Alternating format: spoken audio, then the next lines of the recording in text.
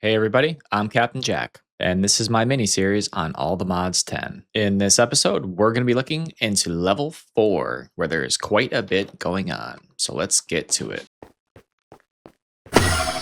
As a reminder, this is neither a Let's Play or a tutorial. This is just me going through one completed playthrough and one playthrough that is currently in progress, kind of detailing how I did it and maybe how the pack progression works so that you can, take something to your own world and hopefully maybe learn something. What I'm trying to do in this series is kind of pepper in some tips and tricks as you go, maybe some stuff you didn't know, maybe some stuff that'll make your life easier, and some lessons that I learned kind of along the way as this playthrough is completed and I continue on with my current playthrough. So let's take a look at this wing of level 4 with the Hephaestus Forge, bees, and the Powah mod. All right, so we already went over the Hephaestus Forge in the last episode, so I'm not really going to spend much time at all here. One thing I will point out is that I ran into a bit of confusion here with something that I needed. So I've automated the clicking of items into these dark stone pedestals so that I could do some repeat crafts without any trouble at all. So what I have here is these just loaded up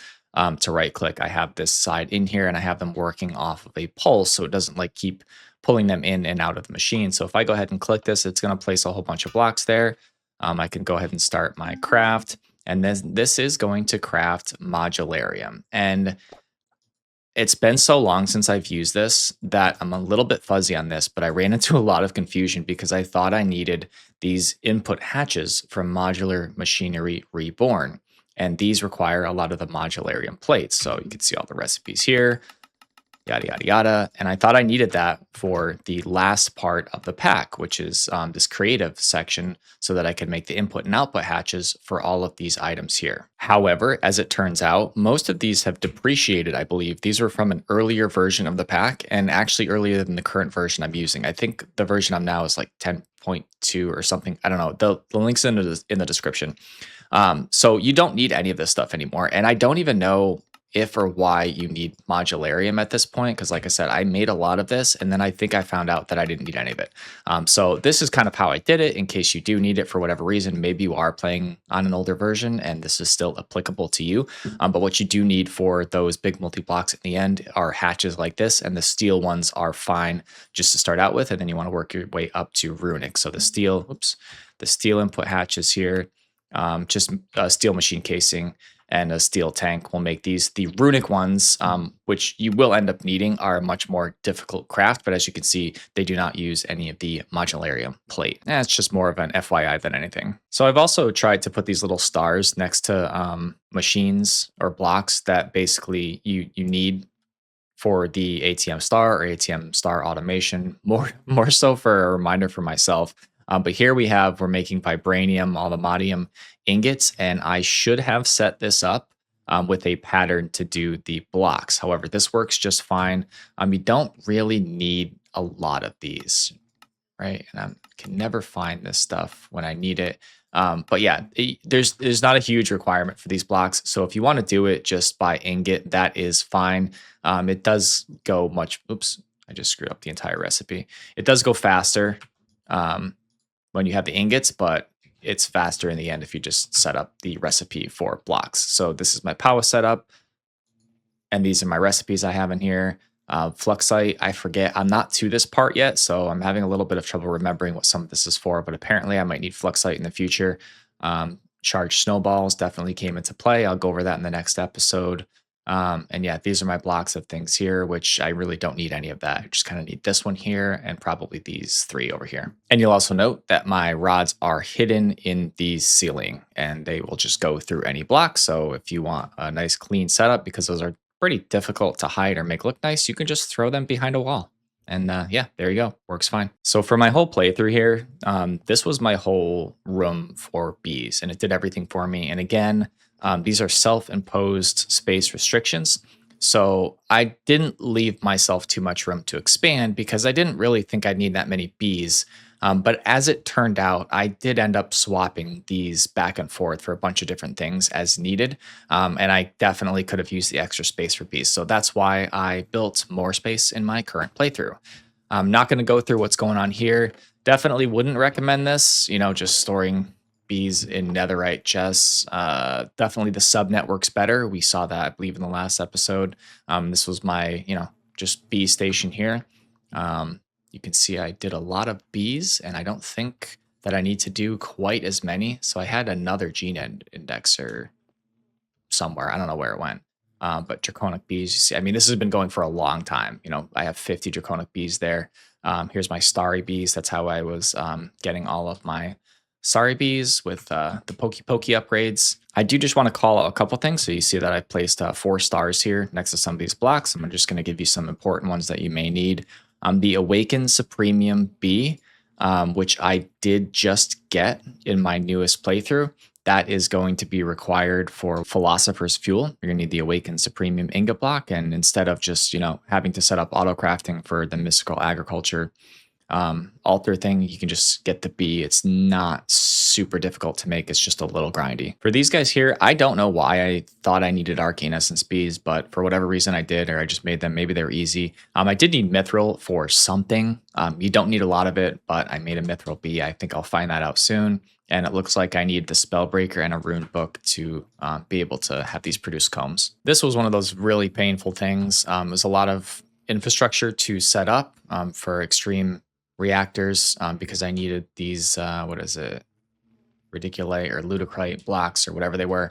But this is definitely a must. It's not a must, I guess. It's just easier to get these things. I guess I probably didn't need them if I just let my reactors run for longer, but this is definitely an option because you also need the Insanite blocks for the Philosopher's Fuel. This was another must, using a Wither Rose to use as a flower for these withered bees. Now, it's easier to go with the ghostly bees. I think I mentioned that last episode.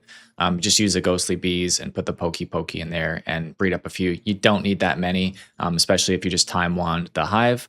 And then you need these withered combs for the withering souls, right? Let me just flag that, but also the wither's compass, right? The withered comb blocks here, and then the withering souls will help you get nether star cruxes, which is also used for the wither's compass. So you're going to need the withered bees. Now, I just misspoke with something over there. I think ghostly, I said something about ghostly bees. You need the ghostly bees for the soul lava bee spawn egg. So you can do it a couple different ways. You can use the item casing. You can pour this on top of this with the ghostly bees, which I did this in the second playthrough. I did not do it in this playthrough. This is by far the easier method to do it because the ghostly bees you can get so much easier. You can make 5 of them or 10, 15, whatever, and just accelerate the hives with the pokey pokies, and you can get a ton of genes for those, no problem. But you can also use the pokey pokies inside of here if you want to go straight for the soul lava bees to also attain that. So the soul lava is going to be something that you should definitely go after. I think I mentioned in a couple episodes ago that you didn't really need this, but I forgot you needed the spawn egg for the dragon soul. So in this playthrough, I'm not using functional storage to store all of my liquids, which I'm doing in the current playthrough. So I did need a way to void all of the honey. So essentially just underneath here, I have an export bus into a fluid garbage can that's getting rid of all my honey because bees like these will produce a fluid when their comb gets squished. So that, the oily comb, the time bee, and you need to have these buffers empty in order to be able to, do the craft here. So you got to do something with that honey if you have liquid bees somewhere. So in this playthrough, I just chose to void it. And this is just where I'm processing all my combs. So I just put in a bunch of accelerator upgrades, a bunch of capacity cards to basically make sure I have all of my combs here. We learned the lesson in real time that just a fuzzy card with one comb voids things that you kind of need, so we couldn't really do that. So there's probably a better way to do this, maybe without having to manually add these in, but basically every time I got a bee, I just went up to it, accelerated the comb and then pulled it out of the system and just dropped it right inside of here. So not really a big deal, but if you have a better way to do this, just drop it in the comments below and maybe some people will find that beneficial. All right, let's take a look at the bottom floor of this 2-story mechanism setup that we looked at last week. I do really love these storage monitors, but I always end up doing them later than I should. They're just aesthetically pleasing. It shows you kind of at a glance how much of everything you have in the system. You can see if there's anything backed up. Just really nice. They don't take up any channels. It's, you just drop something right on top of these, facade them up, and there you go. You can see what's in the system. And then you just right click it to, here, let me lock it. Now it's locked. But just right click on these to put the item in that you want to see, and it will show you how much is in your system. Pretty cool. So over here, very minimalist setup for HDPE sheets and the pellets. So what I would recommend is having two electrolytic separators, one of them producing hydrogen and one of them producing oxygen. So this one, I probably should just have dumping excess.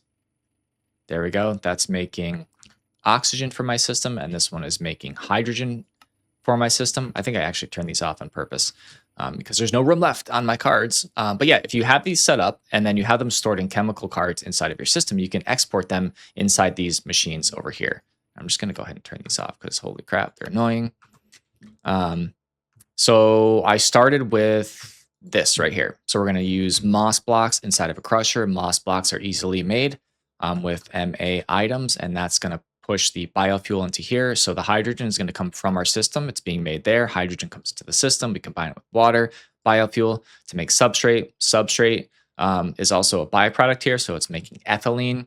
The ethylene is going into here, and I have this here because we don't need the ethylene. We just need to make sure that the machine runs constantly. So we're going to have dumping excess set to the ethylene tank up here. And then over here, the ethylene is being pushed to here as well as oxygen. It looks like I made an oxygen setup, which I didn't need to. In here, the substrate is getting pushed into, let me turn this on. There. It's just making HDPE pellets. And that's basically all I need. That's going into a dimensional chest, and it's going straight into my system. So this is not a big setup at all. Basically HDPE sheets. Jeez, these machines are so annoying. I'm sorry. There we go. Yeah, so that's all you need for this. Pretty easy, and you need the sheets for a bunch of items down the road. All right, here's my thermal evaporation towers. You do not need to build them max size. It is definitely not necessary. I did not build them max size in my current playthrough. So what's going on here? This could definitely look better. Solava is something I did without in my current playthrough, but I do like to put some of this stuff on just its own standalone power systems here. So I just have thermal generators pumping, water into them, and they're just making, 15, almost 16K RF per tick going into a resistive heater. That's just set at 10K. You can't see it there, but there's a valve. Oh, it's right here. Sorry. You can put these directly on valves. I did that in the current playthrough, or you can use this ultimate thermodynamic conductor or some variation of that. This is just the highest tier.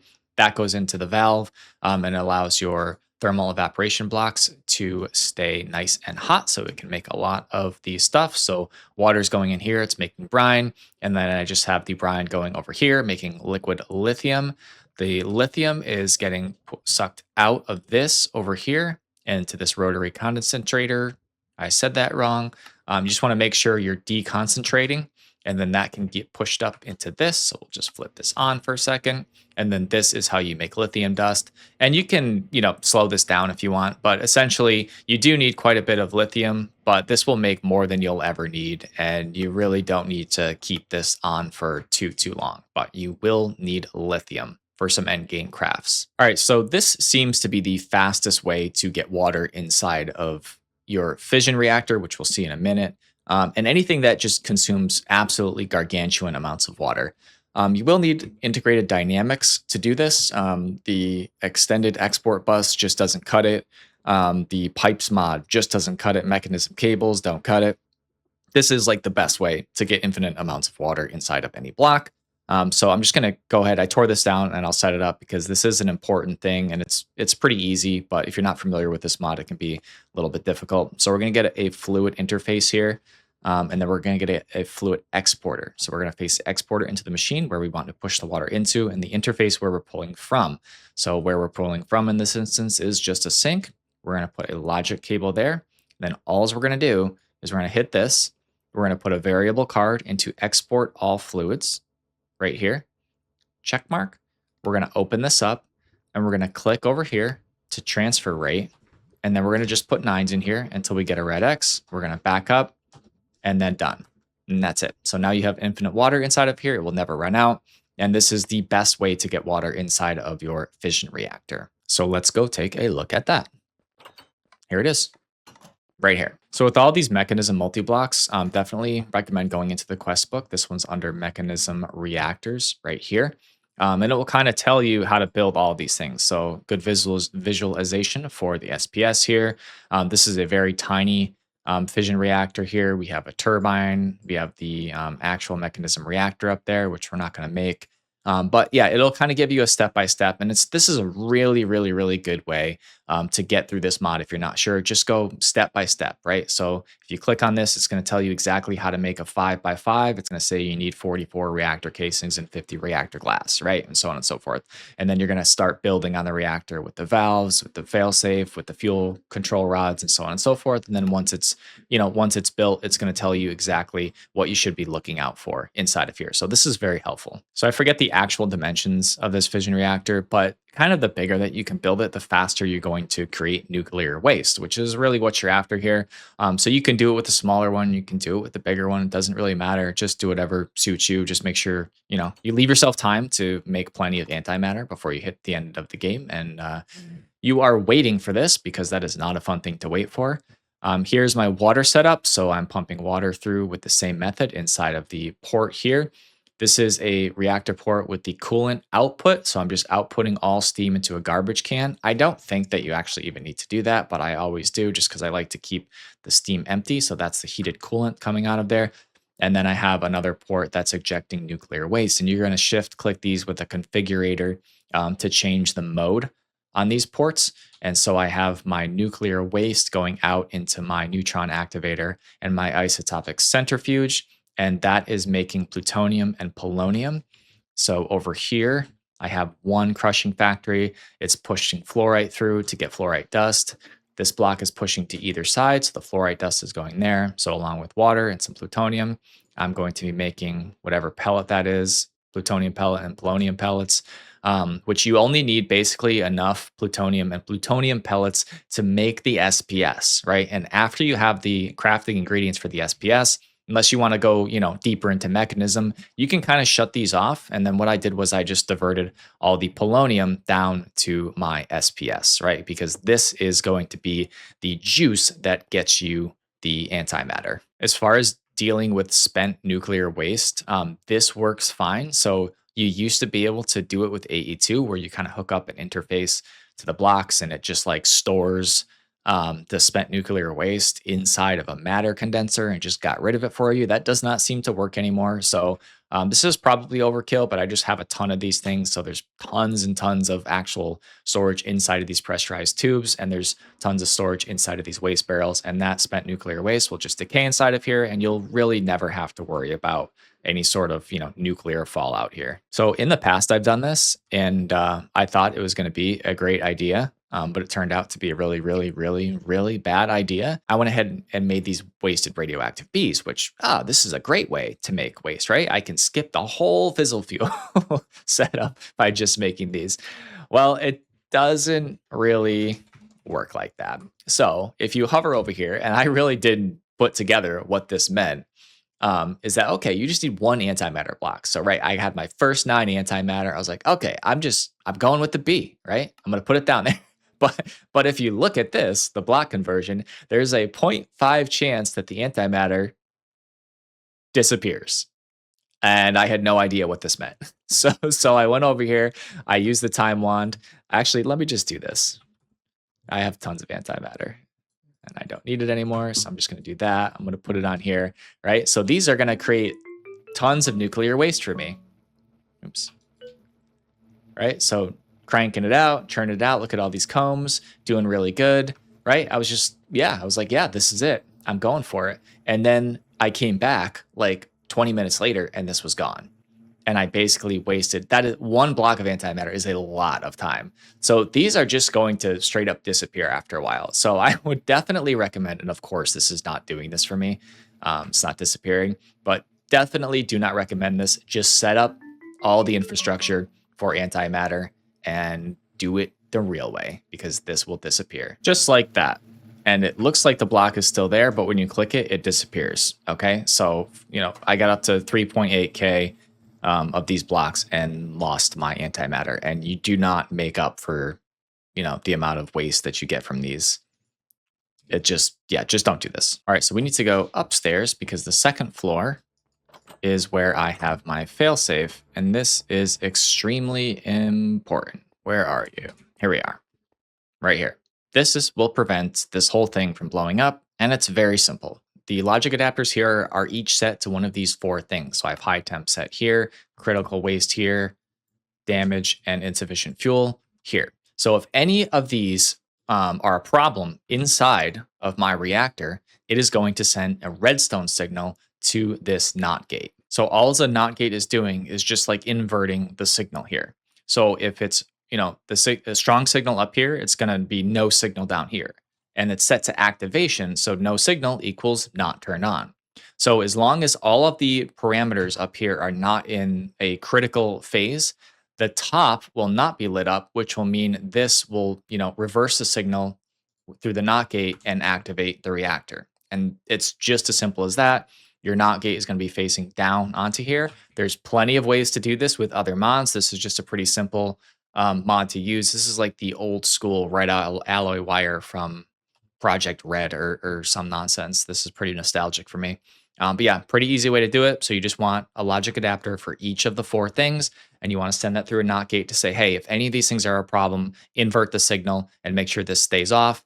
And if there is no signal coming through here, it will invert it to be a positive signal or a strong signal, and then it will turn on the reactor. So right now I have too much waste. So this is the cutoff bar for the waste. And it also has, temperature, damage, all that sort of stuff. So yeah, this is going to keep your reactor safe. You'll notice that it flips on and off quite a bit because, in the initial stages, you're probably not going to have enough fissile fuel to run this thing 24/7. So this just flickers on and off like crazy. But it is the safest way to operate this. And I definitely strongly, strongly, strongly recommend doing this. All right, so let's take a look at the auto processing room here. If you haven't noticed already, I obsessively hide things because I just like them to look cleaner. This, however, is quite the mess. And again, I keep saying this, but I jumped on the soul surging train way too late. So I was not anticipating using any of this stuff when I set these up. But I love these towers. It just makes me happy that you can put all of your AE2 stuff inside of here, hide it with facades. It's so buttoned up. It's so clean. And I like the vertical towers. It's really, really great. So let's just go ahead and take a look at one of these that I've completely stripped. And so what I have here, I got my channels, my wireless connector is in the floor down there, and that's, coming the length of the floor.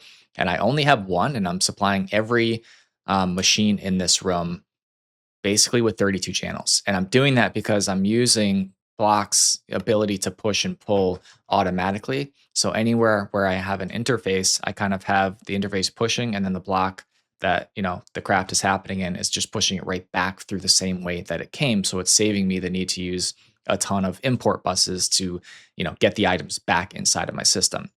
I've also used this method because if you attach one pattern provider here, like this one's set to HDPE sheets, let me just go ahead and queue up a craft.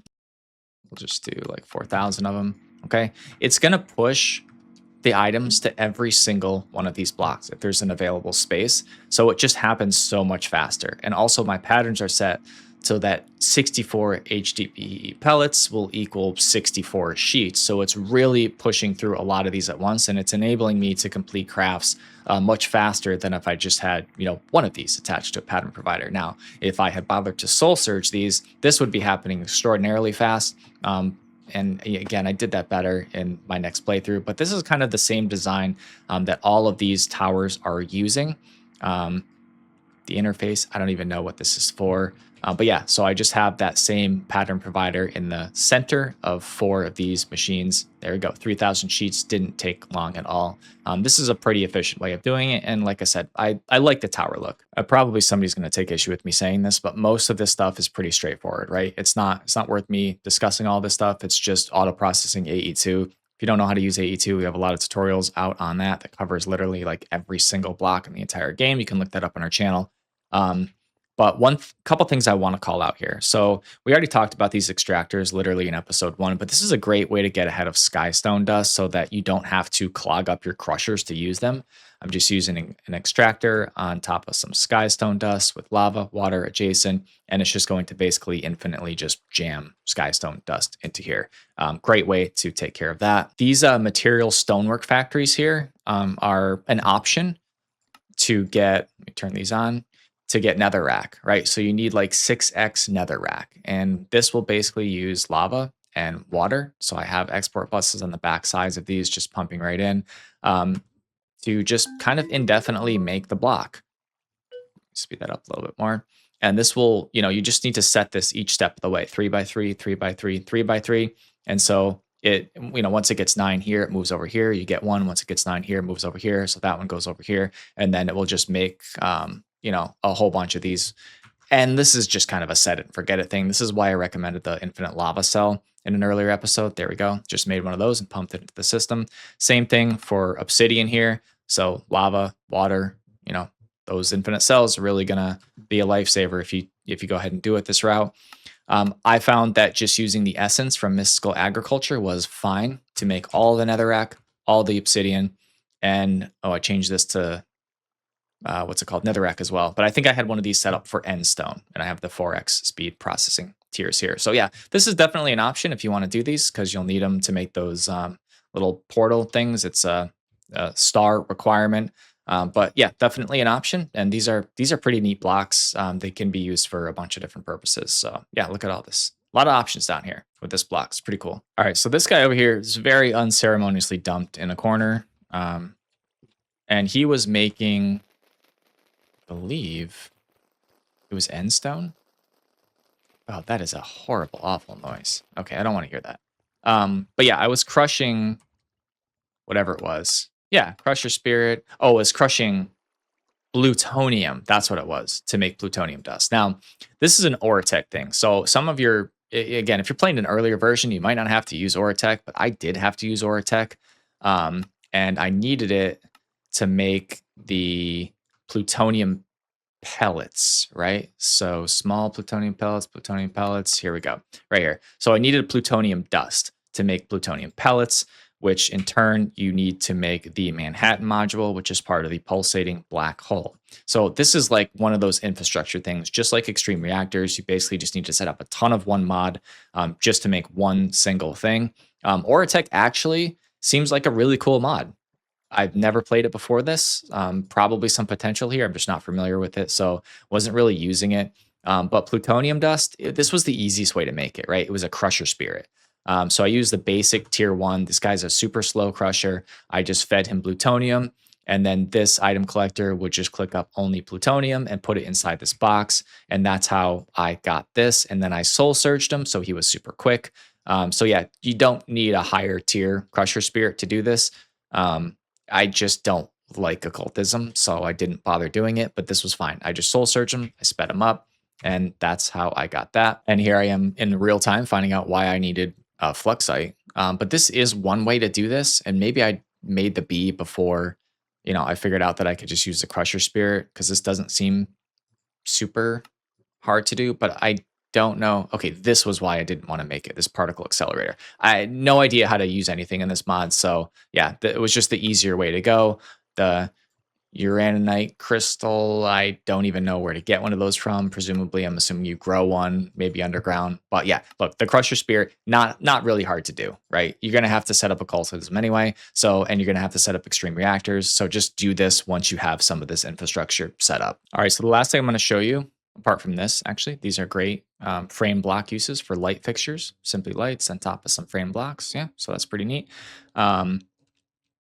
Yeah, so this is like very, very, very end game. So these Ender resonators, right? So first of all, you need this license splice. You need a bunch of Enderman heads. So you need a way to get those. But this is pretty difficult because the Soul Binder uses experience, and it uses Ender resonators, and it uses these filled soul vials with witches. But you have to have an item, and it doesn't have to be item transporters from Industrial Foregoing, but you have to have something that will only push like one thing at a time, right? And I don't even remember. So I had an item transport whitelisted to just soul vials. And I basically went to, it was either the other library or a pyramid works fine. You just craft a bunch of these soul vials and just manually get a bunch of witches, right? Unless if you want to spawn them and get a clicker and do something like that, you can do that. You don't need that many of them, and so many witches spawn inside of the other that I don't think it's actually necessary to automate this. but you can only push one at a time because it gets all borked up. And I don't want to break it because I forget actually how I did this really. But this is essentially the setup. I just have, there's an exporter going into here, exporting all of my ender resonators, right? And they're just, as soon as I make one, they're going in here and then they're going to get dumped into here. And then that is going to go into here. And then the filled soul vial, oops, let me click this, is just filtered whitelist. All right, so I just went ahead and put a bunch of soul vials in there, and it's only pulling one at a time. It's going to drop them in here. And then when I put these ender resonators, like every time, let me just craft, we'll just craft 10 of them. Every time I craft these, I have them automatically getting shot into this machine, and it's just making these sentient enders, right? And the sentient ender is a very hard craft. Hephaestus 4 is gonna be the death of me again. I really, this is so grindy. But you need these runic attuned arcane crystals, and it's not immediately obvious, but you do have to have these inside of those endgame multi blocks, like the runic star altar, so that you can overclock it enough to get enough energy inside the machine to actually do the craft. All right, so that's going to do it for this episode. I am going to try to keep these video lengths a bit more manageable for people because 41 minutes is a little bit long in my opinion. It's a hard ask to have anybody sit through that, and plus nobody watches the whole thing anyway. So I'm going to shorten these up a little bit. We're not going to go to the new playthrough yet because there is so much that went on that there's no possible way that the episode would be under an hour if I went through everything that I have done so far. So we're going to kind of park it there. I do apologize. This episode did feel a bit disjointed when I was recording it, and it's kind of hard to recall everything that I did because this is like months and months at this point that this has been shut down. So I am kind of trying to go through and make some notes that will be helpful for you guys. So yeah, the next episode we got a lot to cover. I did a lot of stuff. I did a lot of it better. Hopefully, you guys are enjoying the series so far, and hopefully, you're finding something helpful. And hope to see you in the next episode. Captain Jack out and stay poised.